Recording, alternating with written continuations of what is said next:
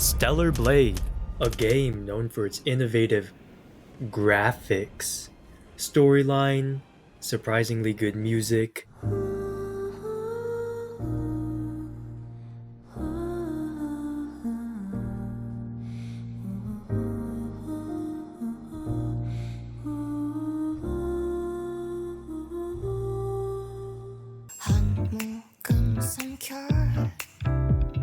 위스키처럼 내 아픈 밤을 못 이루게 만들어 불 꺼진 보리물 하네.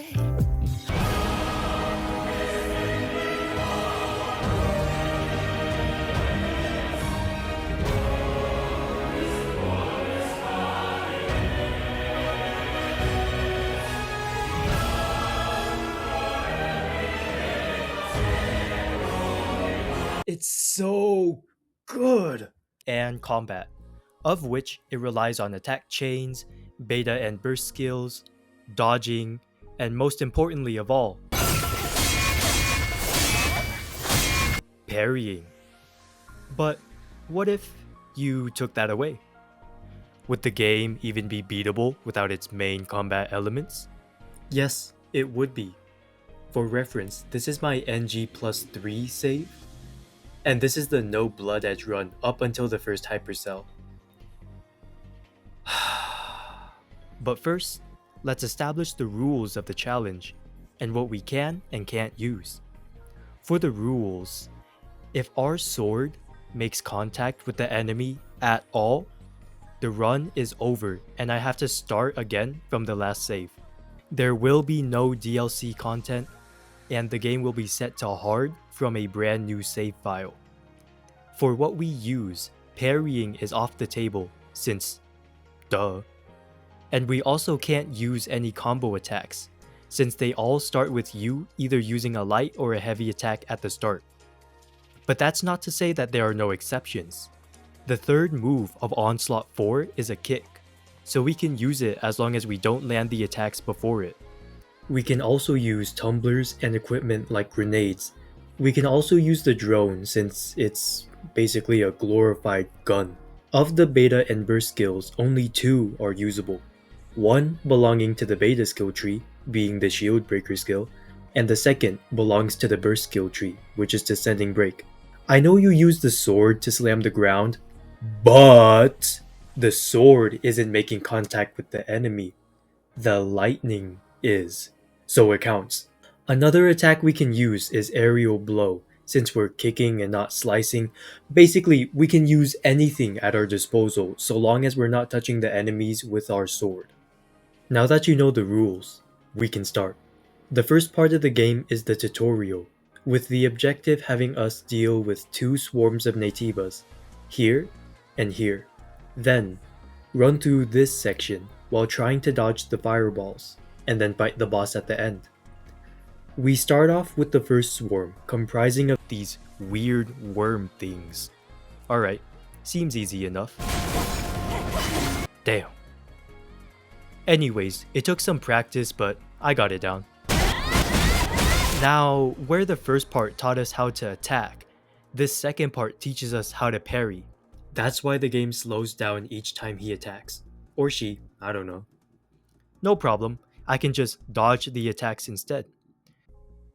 Yeah, so it turns out you can't dodge any attacks at all until you learn them in the skill tree later. Alright then, I'll just cancel his attacks when I kick. Nope, not viable either.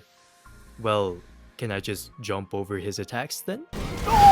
Yes, I can. Well then, your ass is mine. Now that I've found the solution for this section, it should be smooth sailing until the end. Right?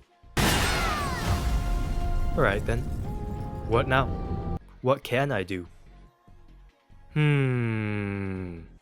Using Taki as my bodyguard, I got through the rest of the tutorial with relative ease. Bro, why are you going after me? Man, that was actually easier than I thought. I wonder how many times I died. Oh. Also, I haven't fought any of the bosses yet. Well, anyways, we're in Eidos 7 now, and guess what? I can dodge now. We now have access to the skill tree where I learned how to dodge and kick after beating up these guys just before. The path for this section is relatively simple, with us needing to unlock this door, head down to unlock these doors, and fight the boss at the end, all while beating up any enemies that may come across our way. It went smoothly with me killing these guys and getting my first Tumbler expansion module. This is important since it increases the amount of times you can heal in between resupplies. After this, I pummeled these guys, jumped over, and was feeling good, until we get to this part where we get ambushed by a fuck ton of Natibas. Too many for me to fight since their sheer numbers make it too difficult to dodge everything. Thankfully, however, we are introduced to the explosive barrel. And trust me, this sexy thing will carry me through the first half of Eidos 7. The path from here on out should be pretty easy to manage. We get our first body core, which works about the same as the tumbler modules from before. Although instead of increasing our charge count, they increase our health. We get this camp to upgrade our weapon, then head to the boss Abandon. Sounds good to me? He has two phases. The first, with basic attack patterns, and the second where his combos have been extended and he begins to tase my balls at 900 volts. The plan is as follows. Fight him normally. But Bird, isn't that just failing the challenge? Yes, Timmy, it would be. But after fighting him until our beta meter is full, we die. And due to some saint at shift up, we are able to keep our sanity and our charge after death. This is useful since we have unlocked the shield breaker ability and are able to use it instantly in the fight. Why is all of this even necessary though, you may ask? Well, the method by which you gain beta charge is through parrying or performing attack chains. Since I can't parry and my only attack is kicking, I basically have zero charge throughout the fight. Part 2 of the plan is to fight him normally until he gets to his second phase, where we pray that none of the barrels around the arena have exploded. We then lure him to the barrels and hope that he instantly dies. This strategy is very inconsistent, however, so I had to die a lot of times before it worked. After this fight, the objective for the area is to get to the bottom of this parking lot, open this door, swim and open another door, get this monorail running, open these doors, get the hypercell, and fight the boss. Okay, this is much longer than the section I just did, and I've died a lot. So, to speed things up, I have a great idea. What if, instead of fighting the Natiba, I just sneak around and only complete the missions?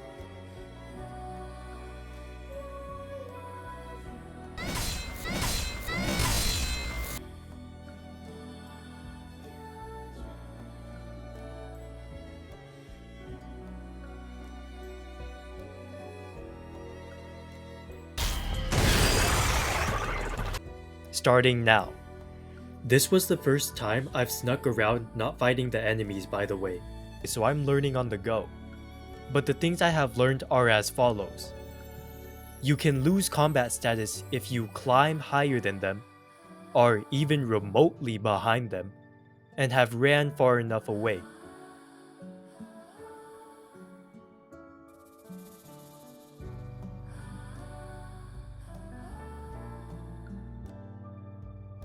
Using these 3 ironclad rules, I breezed through the rest of Eidos 7, got the hypercell, and was feeling good. Until the corruptor fight. This boss has never before seen attacks, like a combo, projectiles, a lot of projectiles, one big projectile, and a second phase move with no second phase. Let's skip this guy for now. You'll see why later. The rest of the way to the alpha was simple.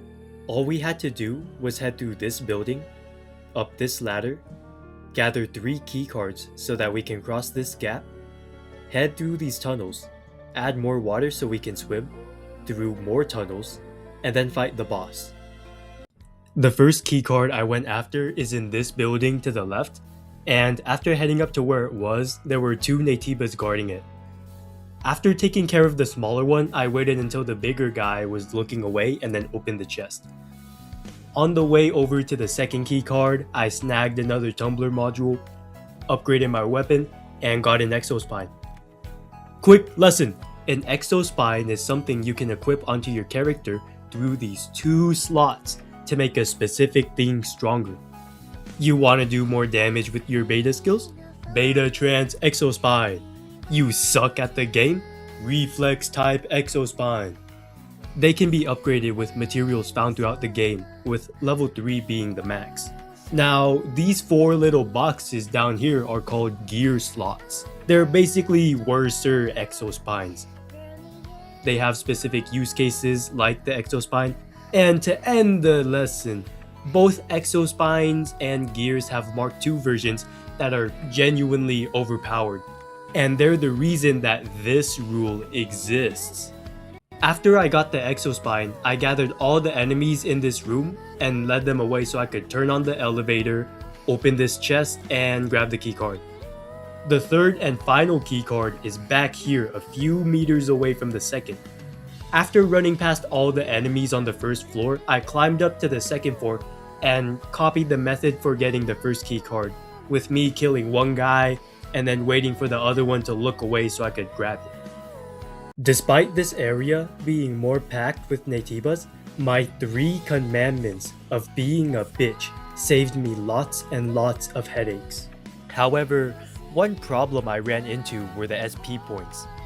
You see, normally when you defeat Naytibas, you gain XP, which then turns into skill points that you can spend in your tree to get stronger. My strategy, however, made me not fight anything. So later on in the run, I was going to be extremely underleveled. So how did I solve this? Easy. Grave robbing. You see, around the map there are many dead people you can inspect. When you do, you gain a healthy chunk of XP for your skill tree. And thankfully, there are a lot of dead bodies around. Breezing through the rest of Eidos 7, we finally reached the end of it. The boss fight with Gigas. That sounds like a slur. This guy is actually original, unlike someone, with nice and easy to read combos and a nice second phase transition where the combos mix up and he glows now. Big G would be a good boss if he didn't have his stupid rock move. But first, you remember Corruptor? The guy from way back when we got the hypercell. Yeah, after dying a lot, I just gave up here. I know it's only the second of the 3 bosses in Eidos 7, but look at the damage I do. Like, I did the math.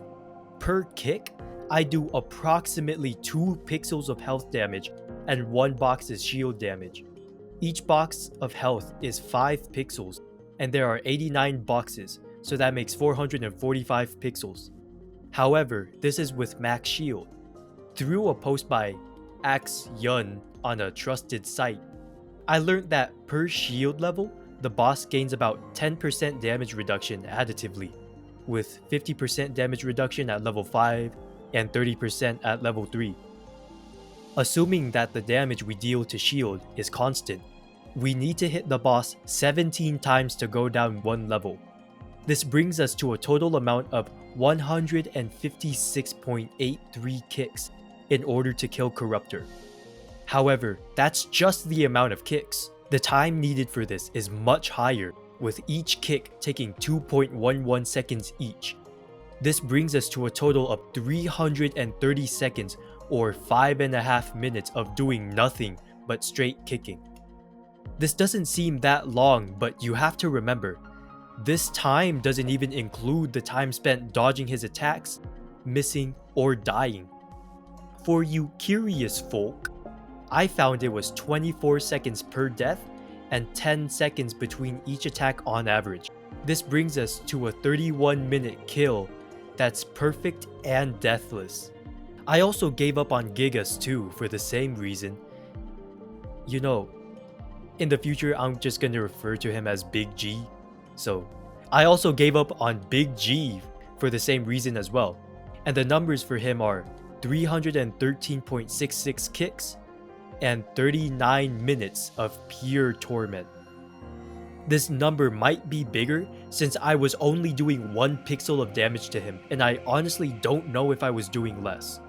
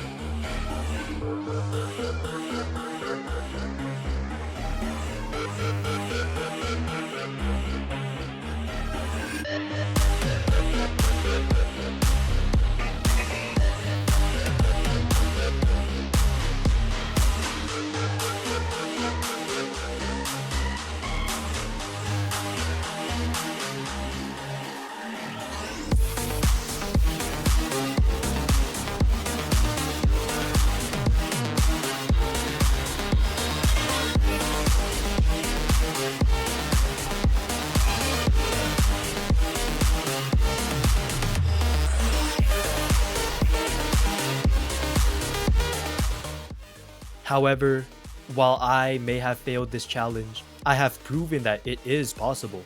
So maybe some maniac with hours of spare time might be able to beat these bosses.